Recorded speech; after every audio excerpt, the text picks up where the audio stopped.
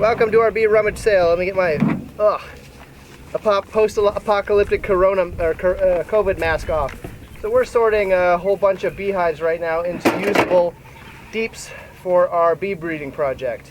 Essentially, we're having to pull out the good, separate that from the bad, hopefully have enough good to fill all of these boxes, and then we'll be putting bees in them later this week.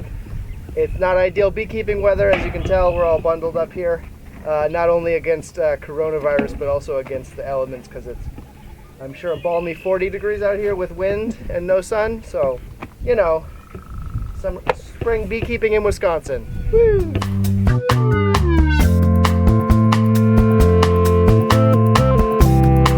Anybody following the news knows that honeybees are in crisis. Bees are a critical link not only in the human food chain, but the entire ecosystem. Pesticides, insecticides, and disease contribute to what's called colony collapse disorder. But the biggest problem facing the North American honeybee today is the parasitic, disease-transmitting varroa mite. Unfortunately, the answer of the beekeeping industry is to adopt Dow's motto of better living through chemistry. They use insecticides in the hives to kill the mites. But using poisons in an enclosed space is worrying for the honey you eat, and more importantly, for the bee's health and long-term chances of survival. Beekeepers in Asia, Africa, Wales, and Gotland have bred bees that don't need chemical treatments to survive. But two impediments keep this solution out of North American hives. Number one, economic concerns, and number two, lack of knowledge. This project seeks to overcome these hurdles, but we need help to move beyond our pilot study to full-scale implementation. And that's what we're working on here. We've been looking seriously at the varroa mite problem for 4 years, starting with an examination of peer-reviewed science. We found that a solution had been found and used in places around the world. Stop treating your bees, let those that cannot live with mites die out, and then breed the survivors to replace them. This has been done successfully in Africa, where beekeepers could not afford chemical treatments, Wales, where beekeepers all agreed to undertake this step together, and Gotland, an island off of Sweden, where researchers repeated the results.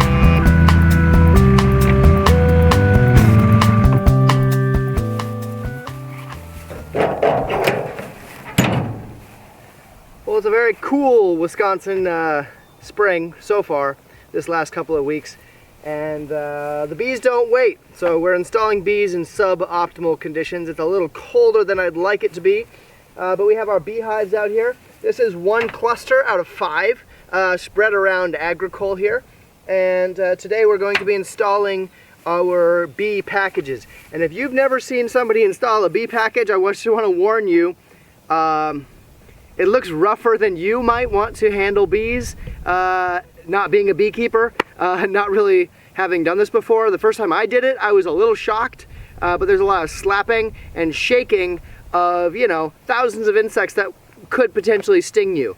But it's so cold right now that they are interested in just shivering together and staying warm rather than attacking me, the big smelly ape that is working with them. So in the beekeeping community, these are known as packages. It's really just a screened-in box with about 3 pounds of bees in it. And we have Russian hybrids, that's these two, and Cardellinians and Italians, which are 2 different, or really 3 different varieties of bees, just like you have different breeds of dogs. They'll all interbreed, but they are different types, different breeds, and they have different attributes. The Russians are thought to be more resistant to mites and also cold weather adapted. We'll see how they do. So that's these two. And then these are more Italianate type bees, which are friendlier and nicer to work with. If you're just starting out beekeeping, I highly encourage you to get a nuke, which is a nucleus, basically a mini hive. What's in here but a half size. These, if you already have an established hive that's dead and you want to replace it, a package is a great option. But if you don't have drawn out comb, I highly encourage you to get a nuke from a local beekeeper.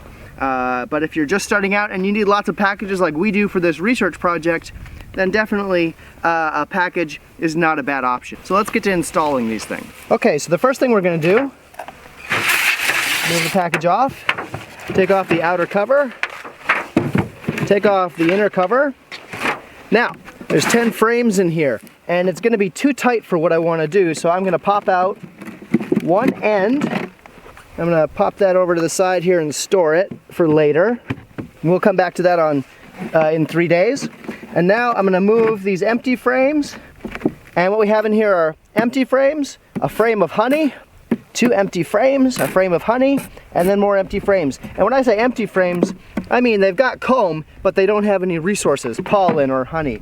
And then we have here a really full frame of delicious, delicious honey. See that in there? So that honey frame, and now these 2 central frames, and this is where the bees will start, or the queen bee will start laying brood.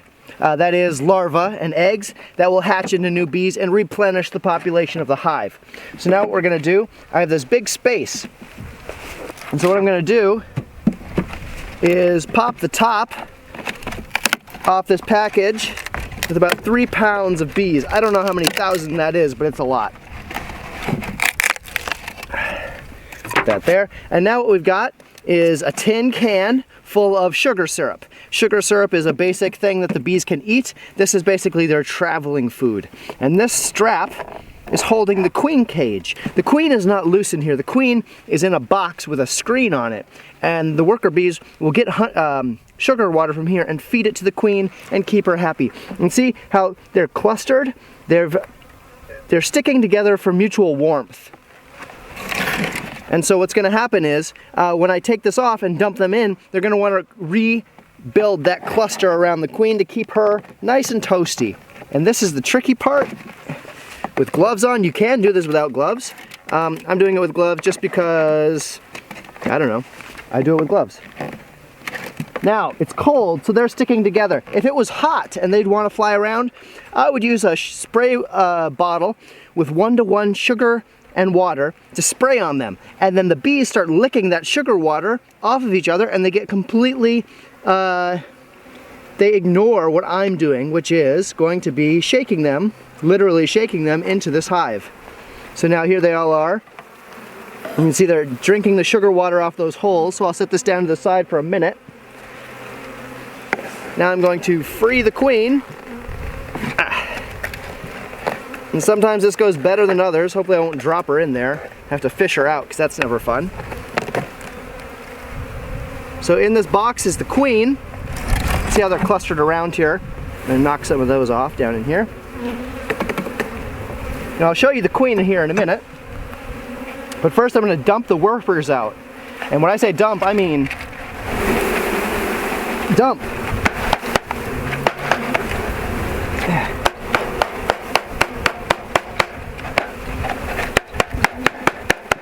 Now the bees are not very aggressive at this minute because they don't have any resources to defend. A bee out in the field at a flower is not as likely as a bee at the hive is to sting you. There's a bee with a blue dot on her back. That's the queen bee. And a lot of people ask me what's the easiest way to find the queen. And I actually have a whole video on finding the queen that you can find on our YouTube page. But my joking answer is buy a package and then find the box, and then you found the queen. Easy peasy. And now what I'm going to do, put these 2 frames back on. Bit of a gap. Slide the queen right on down in here, and then squish. There are different ways to do this, and I invite you to look on YouTube. This isn't really a video to teach you how to install a queen. This is just to show you what we're doing. And now this is still missing a frame. I will add that when I come back in 3 days to release the queen. The last thing I'll mention is that I'm going to put the box right in front and tip this sugar water here. They'll still come out and eat the sugar water, or other bees will. But these bees will be able to find their way up into the doorway, which I also have to restrict here soon. So that's one installed hive. Now I just have to do these other three.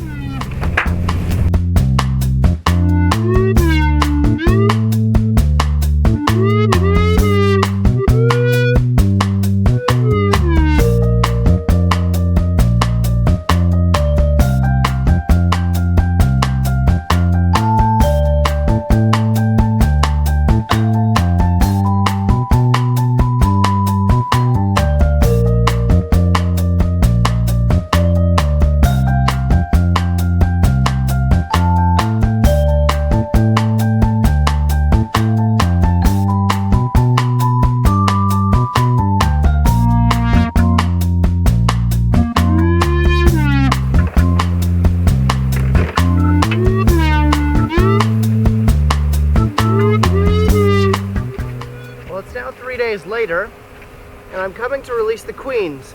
The queens have been living in what are called queen cages for the last few days. This gives their hives a chance to become acclimatized to their smell.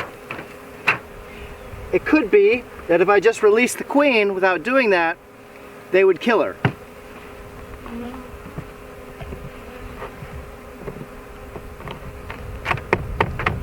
And here I'm doing something I should have done a few days ago. I'm putting on an entrance reducer. This makes a smaller entrance for the bees to defend. They're not very strong right now, and so if another hive wanted to come in and steal all their resources, they'd have a tougher time defending themselves.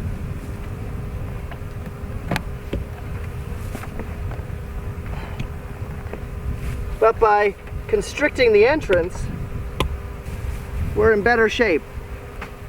I put this cage, queen cage, hanging between some of the files, between some of the frames here.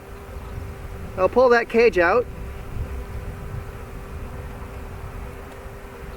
get some of the little worker bees off there, and now I'm just going to pop it open right over the top here to let that queen jump right down into the hive. And there she went.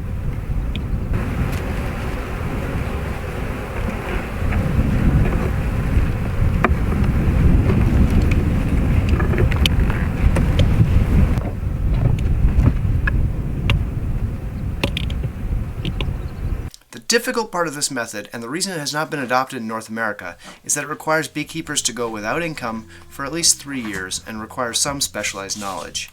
Industrial scale beekeepers are unwilling to undertake this breeding program because they would incur the same operational costs but earn no income from any of their 3 main sources of revenue: honey, pollination services, and bee colony sales.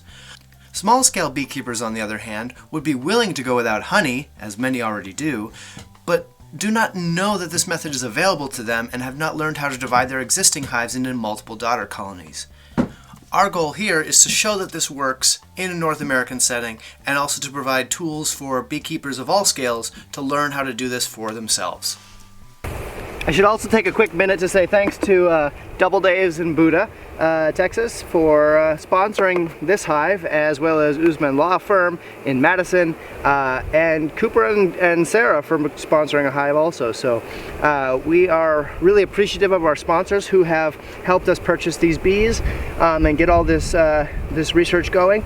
And yeah, if you're interested in supporting our research, feel free to donate. You can go to lowtechinstitute.org and click on the store link, and there at the bottom there's a place to donate for the bee research or anything else we're doing. So please do have a look at that, or if not, just share this video or help us raise awareness of bee research. So please do check that out. Thanks.